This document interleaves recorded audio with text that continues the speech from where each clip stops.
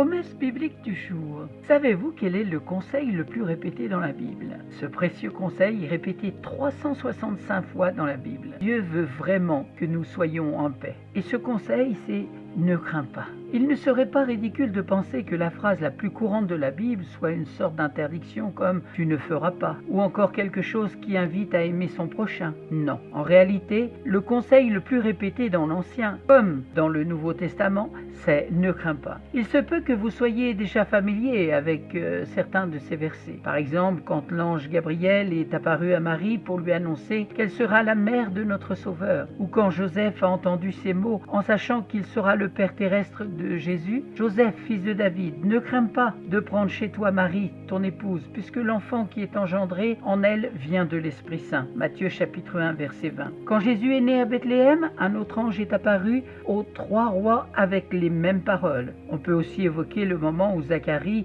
a su que sa femme, pourtant assez âgée, était tombée enceinte. Zacharie était bouleversé et la crainte l'a saisi. L'ange lui a dit « Sois sans crainte, Zacharie, car ta supplication a été exaucée. Ta femme Élisabeth mettra au monde pour toi un fils et tu lui donneras le nom de Jean. » C'est écrit dans Luc chapitre 1, versets 12 à 13. Et il existe de nombreux versets autres que ceux de la Nativité qui nous encouragent à ne pas avoir peur. Ainsi, lors de la transfiguration de Jésus, les disciples tombèrent face contre terre et furent saisis d'une grande crainte. Jésus s'approcha, les toucha et leur dit « Relevez-vous et soyez sans crainte ». C'est dans Matthieu chapitre 17, versets 6 à 7. « Ne crains pas, n'aie pas peur ». Et d'autres formulations équivalentes sont répétées 365 fois dans les Écritures. Beaucoup de nos soucis quotidiens, grands ou petits, tournent autour de la peur, de ce qu'il peut arriver. L'anxiété consomme beaucoup de notre énergie. Est-ce que le voyage se passera bien? Est-ce qu'il y aura un accident de voiture? Est-ce que je pourrai pardonner à mon frère?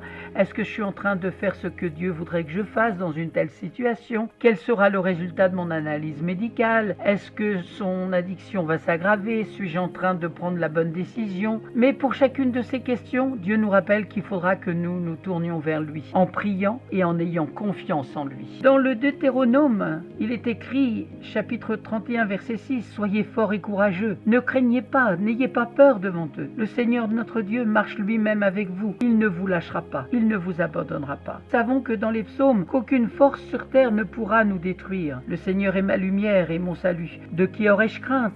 Le Seigneur est le rempart de ma vie. Devant qui tremblerai-je? Psaume 26, verset 1. Dans le livre de Jérémie, on peut lire « Ne les crains pas, car je suis avec toi pour te délivrer, oracle du Seigneur. » Jérémie chapitre 1, verset 8. Et dans l'Évangile, selon Matthieu, « Ne craignez pas ceux qui tuent le corps sans pouvoir tuer l'âme. Craignez plutôt celui qui peut faire périr dans la géhenne l'âme aussi bien que le corps. » C'est dans Matthieu chapitre 10, verset 28. Dans l'Évangile, selon Luc, il est écrit « À plus forte raison, les cheveux de votre tête sont tous comptés, soyez sans crainte. Vous valez plus qu'une multitude de moineaux. » Luc chapitre 12, verset 7. Nous trouvons dans l'Évangile selon Jean, quand les disciples voient que Jésus marche sur l'eau vers eux, mais il leur dit « C'est moi, n'ayez pas peur ». Jean chapitre 6, verset 20. Il y a multitude de versets sur la crainte. 365 fois il est écrit « Ne crains pas ». Alors, à vous de mettre en pratique cette parole. Demandez au Seigneur, demandez au Saint-Esprit de vous aider à mettre en pratique. Il viendra le faire. Amen.